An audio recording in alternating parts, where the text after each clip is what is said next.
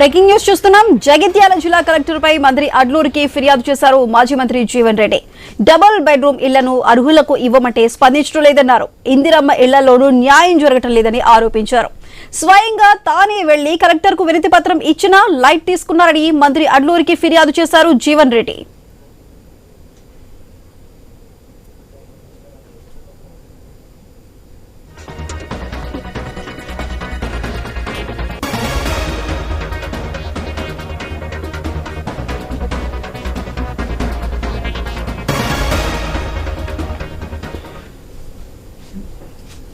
జగిత్యాల జిల్లా కలెక్టర్ పై మంత్రి అడ్లూరికి ఫిర్యాదు చేశారు మాజీ మంత్రి జీవన్ రెడ్డి. డబుల్ బెడ్రూమ్ ఇళ్లను అర్హులకు ఇవ్వమంటే స్పందించడం లేదన్నారు. అయితే వివాదానికి సంబంధించి మరింత సమాచారం మా ప్రతినిధి ప్రశాంత్ అందిస్తారు. ప్రశాంత్, చెప్పండి. సుధా, మీరు అన్నట్టుగా అడ్లూరి లక్ష్మణ్ కి జగిత్యాల కలెక్టర్ పైన మాజీ ఎమ్మెల్సీ మాజీ మంత్రి జీవన్ రెడ్డి ఫిర్యాదు చేశారు. ఈ ఫిర్యాదులో ప్రధానంగా నూకపల్లిలో ఒక 4500 డబుల్ బెడ్రూమ్ల ఇళ్లకు సంబంధించిన అంశం.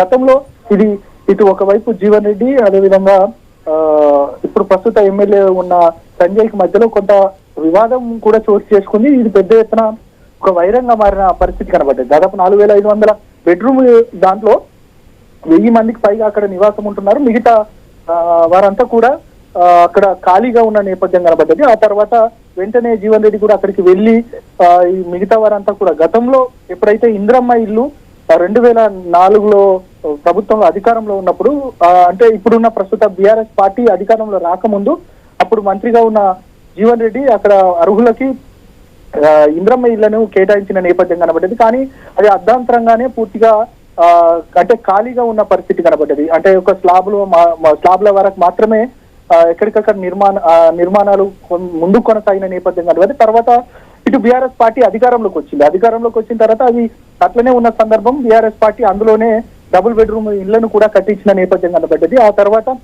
ఆ డబుల్ బెడ్రూమ్ లో ఇళ్లకు సంబంధించి పూర్తిగా అక్కడ ఒక హాస్పిటల్, అదేవిధంగా అక్కడ మిగతా ఒక స్కూలు, వాటికి సంబంధించిన అంశాలపైన ఇప్పుడు ప్రస్తుతం ఉన్న సంజయ్ కూడా, ఎమ్మెల్యే సంజయ్ కూడా అక్కడున్న సగం నిర్మాణమైన వాటిని కూల్చిన పరిస్థితి కనబడ్డది. దానిపైన పెద్ద ఎత్తున ఒక మూమెంట్ కూడా తీసుకొచ్చారు జీవన్ రెడ్డి. అక్కడికి చాలా మంది అధికారులను తీసుకెళ్లి అక్కడ ధర్నా రాస్తారోకు కూడా చేసిన పరిస్థితి.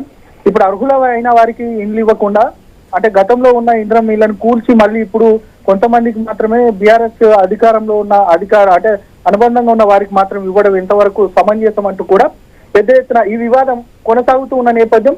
మొత్తానికైతే అక్కడ వివాదం కొనసాగిన నేపథ్యం. తర్వాత కాలక్రమేణా వీరిద్దరి మధ్యన వైరం పూర్తిగా చిలికి గాలివాన్గా మారిన సందర్భం ఇది మనం చూస్తా ఉన్నాం. కానీ ఇప్పుడు ప్రస్తుతం వారికే అక్కడున్న అధికారులు, అక్కడున్న కలెక్టర్ కూడా డబుల్ బెడ్రూమ్ ల అర్హులైన కాకుండా ఇప్పుడు ఇంద్రమ్మ ఇల్లు, అంటే డబుల్ బెడ్రూమ్ లో ఉన్న వారికి ఇంద్రమ్మ ఇల్లు అర్హులకి కూడా పూర్తిగా వారికి ఎవరికి కూడా సహకరించట్లేదు.